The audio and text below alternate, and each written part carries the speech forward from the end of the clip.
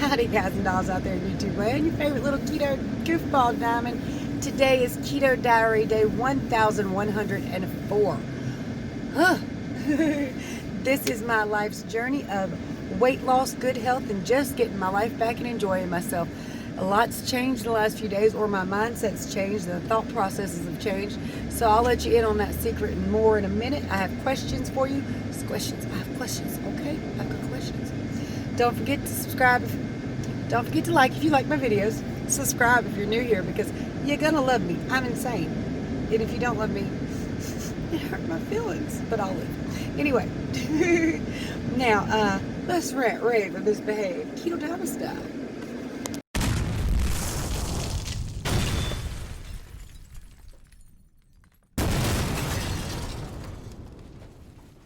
Three, two, one. Here's something interesting for you. My kitchen sink has been driving me crazy since we moved in here. Oh, about 10 years ago. We replaced all the pipes because it poured out at a trickle really, really slow. And that improved it just a little bit. But over the years, it's gotten worse again to where it comes out at a trickle. Like literally, you try to fill up the kitchen sink to wash some dishes. It takes an hour and the water's cold. Even though you're using hot water, the water's cold because it takes so long to fill up. So I've been heating up water in a coffee pot and pouring it in there, which takes forever because you've got to make water. Ignore the Fruity Pebbles. They're everybody else's, not mine. Now, here's the funny thing. I took a pot a while ago because I got sick of waiting for hot water in my kitchen sink. I took a pot back to the bathtub, filled it up with hot water, come in here to dump it, and on the way in here, I saw a hammer. I can't tell you how much I've wanted to beat this kitchen sink with a hammer since the day I met it. I've wanted to let loose on it and just beat the crap out of it. Well, I did. Guess what? It broke a clog, apparently, because now I've got a normal kitchen sink, and they should have just let me beat it with a hammer in the first place. How you like them apples? All these years. I think we've lived there 9 years, somewhere in there. In all these years, I've needed that sink to work better. I wanted to beat it with a hammer, and it turns out all I had to do was beat it with a hammer. Oh well. Couldn't beat it too hard though. I might have knocked it through. The whole counter and everything's got to be replaced. Yeah, the whole place has to be replaced, but it's okay. Got to go in here and get something for Destiny real fast. But thought we'd chitter chatter for a second when I get back about my foods. I'm curious as to what you think I should do. All right. So, quick question: how should I handle my foods? Should I show them to you at all, or tell you about them at all? What I ate yesterday, or should I record them like I've always done and show them to you? Or do what I did yesterday, which is what I'm going to do today, and just tell you about them and talk about the way my body reacts. What do you guys think would be the best format? Or should I tell you about them in the beginning and show you the videos at the end? See, the reason I want to change up a little bit is, for one, I know my foods are repetitious. I eat the same thing pretty much frequently. Pretty much if I go to Burger King, you know I'm getting a Bacon King. If I'm going to Arby's, I'm getting a half-pound roast beef with cheese. You guys kind of know pretty much what I eat. But of course, there's new people here every day. I want to not only show you what I eat, or tell you what I eat anyway, to stay accountable for my actions and kind of use it to work out what I've done. But I also don't want to be triggering, because I know sometimes people will also mention it.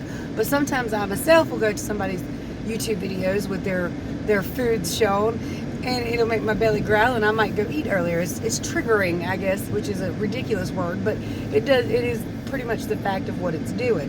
So, does me showing my foods trigger you? Should I continue to do it, or should I just tell you about them? Now today, we're going to go ahead and talk about what I ate yesterday. So yesterday at 2 p.m., I broke a 17-hour fast with 3 sausage links, the Smokies from Oscar Myers, and 2 fried eggs that I fried in garlic Parmesan butter because I was out of butter completely, which I'll get some tomorrow on payday. But anyway, for lunch, which was around 5 p.m., I had 1 ham and cheese sandwich on the zero net carb bread and 1 chicken and cheese sandwich on zero net carb bread with mayonnaise and cheese on both. And then for dinner, I ended up having 2 chicken and cheese roll-ups with half a slice of cheese each and some mayonnaise, which means I just rolled them together with no bread. For snacks yesterday, after breakfast, directly after breakfast and directly after lunch, I had a Cocoa Performance nut butter. which y'all know I just love and adore. If you're interested in those, there is a link below for them. So food-wise, I think I did pretty well yesterday. I have been paying attention to that zero net carb bread because a lot of people report various, effects it has on the body. Some people say it spikes their insulin. There was one YouTuber that one of y'all told me about. I didn't go watch the video, but that she had checked her glucose levels afterwards, and her insulin levels had actually come down. So it doesn't seem to affect me in any way. I do have an insulin thing, a blood sugar meter. But it's crazy inaccurate. If I check it 2 or 3 times in a row, they're always like this. So it does. All I can say is it doesn't seem to affect my blood sugar. And what I really need to do is get a better blood sugar. I need to get some sticks for my Keto Mojo, but those things are ridiculously expensive. It's cheaper when you get the blood meter strips, but the ketone strips are crazy expensive. You're talking like $1 a piece, and it's 50 of them in it.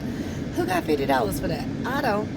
Anyway, if you are interested in getting a Keto Mojo, there is a link below for 15% off the whole kit. So you get the meter and the ketone strips and the little needles. It is not a bad deal, but just affording the little strips, but it's just too much for me anyway. But if you want to get them, you might as well save your 15% off, and that's down in the description below.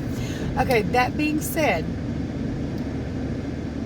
it doesn't seem to affect my blood sugar. However, the other day when I had 12 slices of that keto bread, major overkill, by the way, lots of tooting and pooting, lots of gas and bloating, but having 4 slices rather yesterday, it didn't affect me like that. I did have about 20 minutes of on and off gas, a little gassy here and there, but then it faded away and it was just gone. And there was some very mild bloating while it was happening, but it seemed to process pretty quick. 12 slices is too damn much. Let's just say that much. But anyway, just the 4 slices I had yesterday wasn't bad, and it didn't affect me anyway. So I'm going to go ahead right here and insert my macros and my weigh-in. All right, for my food yesterday, it was 1,878 calories, 60 grams of total carbs, but only 24 net, 150 grams of fat, and 110 grams of protein.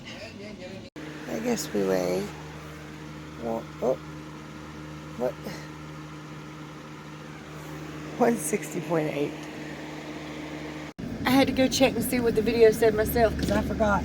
I do believe that is 1 pound down from yesterday. I think yesterday I was 161.8, if I'm not mistaken. My memory is as long as my Peter. I ain't got no Peter. But anyway, yeah, so 1 pound down, which means the food yesterday didn't hurt me. It didn't affect me. I did get 8 hours as well, about 7.5 hours of sleep.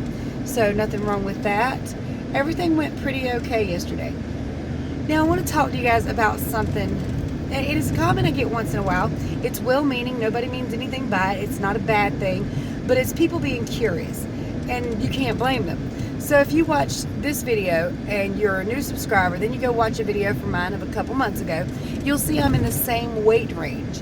And this is a weight loss channel, which means it indicates that I'm not doing so well. But I will tell you that this year's been a ridiculously crazy year for all of us. Most people are gaining weight. I'm staying the same, or around about the same. I'm fluctuating between the same 4 or 5 pounds down and up. But my goals have changed, or my mindset has changed about said goals. You see, I do still want to lose weight, and I actually set my weight loss goal quite low at 111.8. But I also remember that this is a lifelong journey. This is not something I'm just doing this year or this next 6 months. This is something I'm doing for life. And while I'm doing it for life, I don't care if it goes slow. If it goes slow, that's okay. Now, if that had been the case when I first started keto, there is a big difference in not only your body, but your mindset. 3 months versus 3 years keto, okay? So 3 months in, your primary goal is dropping weight. That's really all you want to do. So I dropped 100 pounds in the first year. Something's rattling up here, it's getting on my nerves. But I dropped my first 100 pounds in the first year. And over the last 2 years, I've lost 53 more. I'm not mad at that. I'm not upset about that. I've lost 153 pounds. I'm at a good, healthy weight. I would, of course, like to be smaller. And every single ounce I lose right here on this channel will be celebrated by me at very least. And I will be joyous. But I'm also, like I said, at a healthy weight where I just want to enjoy my life. I'm healthier. I'm happier. I'm pleased where I'm at. I'd love to be skinnier, but I'm not. And I'm okay with that because I'm healthy. And I'm able to do what I need to do. So right now, my goal is more just to enjoy my life, just to have fun and maintain keto. I don't really want to call it maintaining because I'm not in maintenance mode. I'm just maintaining anyway, which is a good thing. It means that I can eat pretty much all the keto foods I want to and stay in the same weight range. And sometimes, on occasion, I drop. And I'm okay with that. Again, I don't think I would have been okay with that my first 3 months of keto. I don't think I would have been okay going, just hanging out in the same weight my first 6-7 months of keto. But as long as you're coming down a little bit over time, once you've been doing this a little while, or if you're at a healthy, happy weight, it's fine. Again, at 300 pounds, I would have been kind of upset to play with 300 pounds for a long time, but I'm not. I'm not upset to play with a 159, 165, somewhere in there. It feels good. I feel good in my own skin. So that's why you haven't seen me kind of struggling or worried about it too much. I know how to get back on the weight loss train, if you want me to tell you. At this point where I'm at, what I would need to do is eat 2 nice sized meals a day, get full, stay full, avoid any and all snacking, any and all treats, and to maybe even drop my calories just a little bit. But I'm okay. And I think anybody in my position would be okay or feel okay. I know some people, I'm at some people's goal weight. So I'm not going to knock being at what some people dream of being, you know. I dreamed of being this size at one point. So I'm not going to knock where I'm at. If I'm good with it, I'm good with it, and that's all it takes. Here's a funny story for you, though. Story time. Another one. So earlier, before I left the house, and I had to get out of the house, it was too loud, too much noise, and I just all over the place. Plus, I'm itchy. I went to Wally World, got some 84 itch cream. Remembered I had a $10 bill in my wallet. I was like, yes, and I had like $2 on PayPal. I was like, yes. So, guys, don't worry, I can still see. Y'all remember them black shoes I got a while back for 17 bucks? I got some gold ones on sale, 11 bucks. Payday's tomorrow, no worries. So anyway, I didn't mind spending my last little bit on that. I was very happy to, in fact. I was telling you story time. So I walked to my bedroom. My grandson Zach's back there watching YouTube on the big screen. This youngin', he goes, Grandma, well, Mama, I just seen one of your older videos. I was like, did you really? He said, yeah, you were fat, but you weren't old. I was like, really, boy? Really? Thank you, kinda. He's 6, though, for anybody who don't know. So they really speak their mind at that age. Really speak their mind. Every other day, I'm either fat or skinny today. Yeah, it just depends on the day. But it's what he feels, it's what he thinks, and I never try to shut nobody up. Well, you know, you can't let them say certain things in front of certain people because that just don't work out very well. But all right, so guys, you know, we tease a lot about 2020 Jumanji, Scream Jumanji on New Year's Eve, so we can get out of this game. And somebody the other day told me that, you know, what would, or they asked me or said something about what would your your weakness be? Because if you've seen the movie Jumanji with The Rock in it, all the characters had a ridiculous weakness. The Kevin Hart, the guy he played, his weakness was cake. Like literally he ate a piece of cake or something and he blew up. So what would your Jumanji weakness be if you were a character in that game? Just the silly one that drives you crazy. Now if we're talking keto, my weakness would be French fries. We ain't gonna lie. Any and all French fries, potatoes pretty much in generally, but French fries, especially from McDonald's or chili cheese fries from Sonic. We talked about this the other day, but that would be my keto weakness. Mental weakness, just somebody being around me that wanted to argue but didn't have a point. That would take me, I would explode. I would. I do it now. Just literally, not as literally. So what would your weird Jumanji weakness be that really pertains to who you really are? Both keto and non-keto. I'm just nosy. I'm curious. It's fun. Is there any questions you guys would like me to answer about anything? I would be glad to do that on video. Also, I've probably been talking forever, but I want to touch base real fast. Sugar-free candies, if you're new to keto. A lot of people will show you these sugar-free sweets, and I tried all of them. All of them. I'm not kidding. I tried them all. And almost universally, I was kicked out of ketosis or got sick. I gave my grandson a handful of sugar-free gummy bears. I had to scrub the recliner, scrub his legs, give him a shower. Those will make you a lot. It's not cool, man. I'm not joking. It's not. He never did trust me with candy again. He's 6. He don't take candy from grandma, especially gummy bears. So he checks the wrappers now, and I'm pretty sure he can't read that good, but he's looking for that sugar-free. I know he is.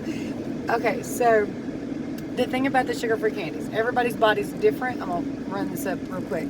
Every single human body is different. You might get by with it. Most people will not. Not because they're sugar-free. The sugar-free part, that's excellent. But they usually have, if you look at the label, maltitol, maltodextrin, or dextrose. There's several words like that. Please look them up. That will spike your insulin higher than regular sugar.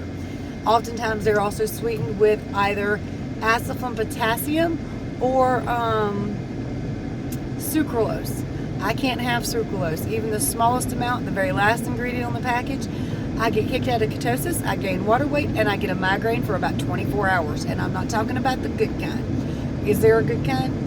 I don't have migraines anymore on keto. Since I started keto for 3 years, I have not had a migraine except for the days after I had something with sucralose in it, which again, I was also kicked and also gained water weight. So you have to read these packages good. You have to know your body. When you eat something or try something new, even sugar-free candies, write it down. Okay, so I tried this sugar-free candy today. An hour later, my belly felt kind of bad. 2 hours later, I was in the bathroom I had to rush. The next morning, my weight was up by a pound. Or you might have the opposite results. And if you do, write that down. And that way you will know for future if this item works for you. Okay, so anyway, I'm gonna shut up now. There are great ways to help me out and support the channel. I don't know why they call it supporting the channel. It really doesn't. It's hooking me up with a little helpful hand. But there's ways to do that in the description below. My contact information is in the description below. And remember, I help everybody do keto for free. If you need my help, contact me. Never be afraid to. I actually enjoy it. It's very fulfilling for me to help other people. And there's products in the description below you can save $1 or $2 or 15% and stuff like that on. So you don't need none of it, but if you want some of it, why not save $1? Anyway, guys and dolls, much love to you. I've talked a lot. Bye, y'all.